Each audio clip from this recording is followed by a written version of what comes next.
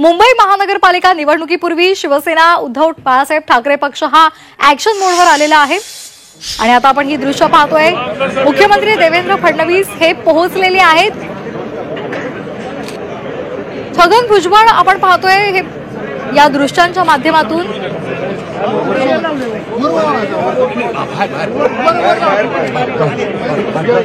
मुख्यमंत्री देवेंद्र फडणवीसांसोबत इतर सुद्धा मंत्री या ठिकाणी दिसतायत, नेते या ठिकाणी दिसतायत। छगन भुजबळ सुद्धा पोहोचलेले आहेत। या क्षणाची ही महत्त्वाची दृश्य आपण झी 24 तासवर पाहतोय। मुख्यमंत्र्यांचं स्वागत केलं जात आहे। आज क्रांतीज्योती सावित्रीबाई फुले यांची जयंती आहे आणि त्या निमित्तानं राज्यभरात विविध कार्यक्रमांचं आयोजन करण्यात आलेलं आहे आणि देवेंद्र फडणवीस आता साताऱ्यामध्ये दाखल झालेले आहेत। साताऱ्यामध्ये स्मारकाचं उद्घाटन केलं जाणार आहे। त्या ठिकाणी ही सर्व मंडळी पोहोचलेली आहेत। महात्मा फुले आणि त्याचबरोबर सावित्रीबाई फुले यांचं हे स्मारक आहे। त्यांना अभिवादन करण्यासाठी महायुती सरकारमधील मंत्री आणि त्याचबरोबर महत्त्वाचे नेते या ठिकाणी पोहोचलेले आहेत। साताऱ्यातली थेट दृश्य आपण झी 24 तासवर पाहतोय। छगन भुजबळ सुद्धा पोहोचलेले आहेत। त्याचबरोबर महिला आणि बालविकास मंत्री आदिती तटकरे आहेत, राम शिंदे सुद्धा आहेत आणि अतुल सावे सुद्धा या ठिकाणी उपस्थित आहेत। क्रांतीज्योती सावित्रीबाई फुले यांची आज जयंती आहे आणि त्यानिमित्तानं त्यांना अभिवादन करण्यासाठी साताऱ्यामध्ये नायगावमध्ये फडणवीस दाखल झालेले आहेत। पंकजा मुंडे सुद्धा या ठिकाणी उपस्थित आहेत। नायगावला दरवर्षी 3 जानेवारीला सावित्रीबाई फुले जयंती उत्सव हा साजरा केला जातो आणि आजही मुख्यमंत्री आणि त्यासह महायुतीमध्ये मंत्री आणि नेते इथे पोहोचलेले आहेत। मोबाईल खाली करा, एक कॅमेरा खाली करा, कॅमेरा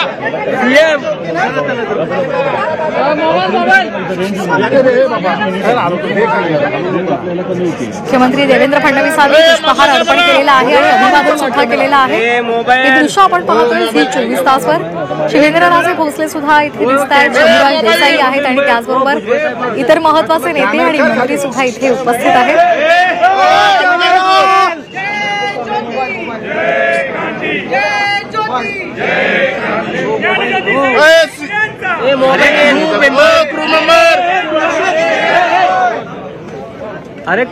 छगन भुजबळ यांच्या पुढाकारातून सावित्रीबाई फुले यांचं हे राष्ट्रीय स्मारक उभारण्यात आलेलं आहे।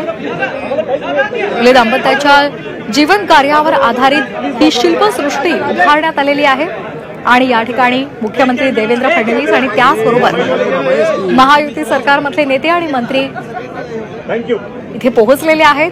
महात्मा फुले आणि सावित्रीबाई फुले यांच्या पुतळ्याला पुष्पहार अर्पण करण्यात आलेला आहे आणि त्यांना अभिवादन सुद्धा केलेलं आहे। साताऱ्यातल्या नायगावमधली ही दृश्य आपण पाहतोय। शंभूराज देसाई, शिवेंद्रराजे भोसले, शंभूराज देसाई त्याचबरोबर राम शिंदे, पंकजा मुंडे, आदिती तटकरे सुद्धा या ठिकाणी अभिवादनासाठी पोहोचलेल्या होत्या आणि आता ही सगळी मंडळी निघतायत।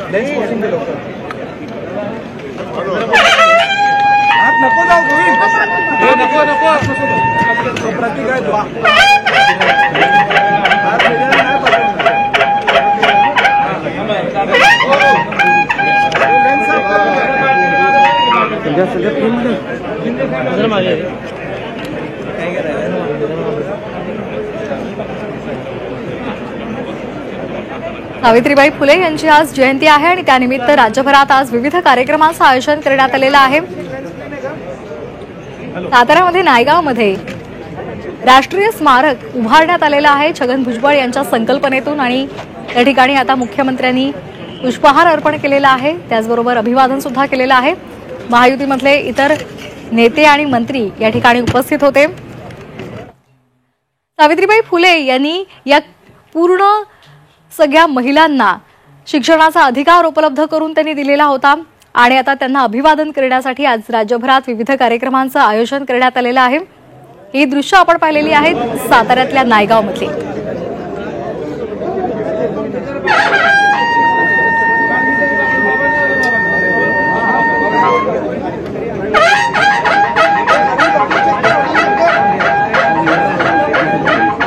भारतीय समाजाच्या इतिहासातील एक महत्त्वाचं नाव सावित्रीबाई फुले.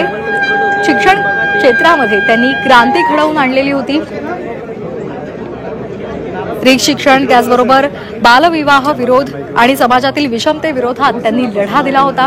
त्यांच्यामुळे स्त्रियांना शिक्षणाचा अधिकार मिळालेला होता आणि आज त्यांची जयंती आहे. त्यानिमित्तानं त्यांना अभिवादन केलं जात आहे, आदरांजली वाहिली जाते. साताऱ्यातल्या नायगावमध्ये स्मारक उभारण्यात आलेलं आहे आणि त्या स्मारकाला अभिवादन करण्यासाठी इथे पुष्पहार अर्पण करण्यासाठी महायुती सरकारमधले नेते आणि मंत्री दाखल झालेले आहेत.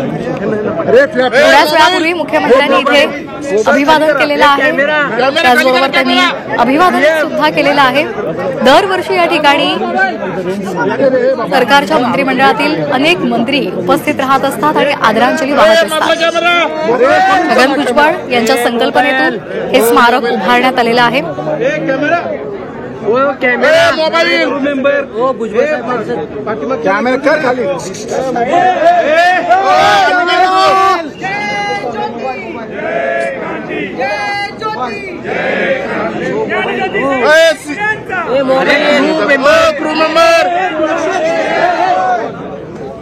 अरे क्रू मेंबर खाली घे ना.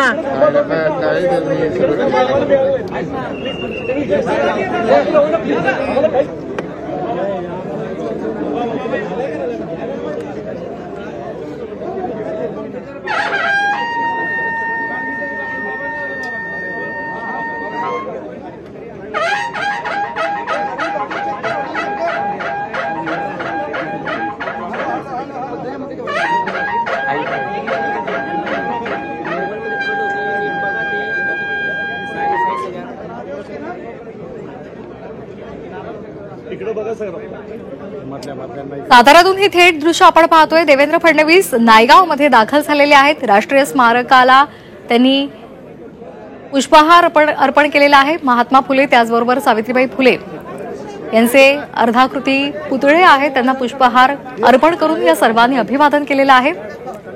दरवर्षी या ठिकाणी 3 जानेवारीला कार्यक्रमाचं आयोजन केलं जातं. अनेक मंत्री नेते इथे येतात आणि अभिवादन करत असतात. याही वर्षी कार्यक्रमाचं आयोजन करण्यात आलेलं आहे आणि मुख्यमंत्री देवेंद्र फडणवीस इथे उपस्थित आहेत. त्याचबरोबर छगन भुजबळ सुद्धा इथे उपस्थित आहेत. पंकजा मुंडे, अदिती तटकरे, त्याचबरोबर अतुल सावे, शिवेंद्रराजे भोसले, शंभूराज देसाई सुद्धा या ठिकाणी उपस्थित आहेत.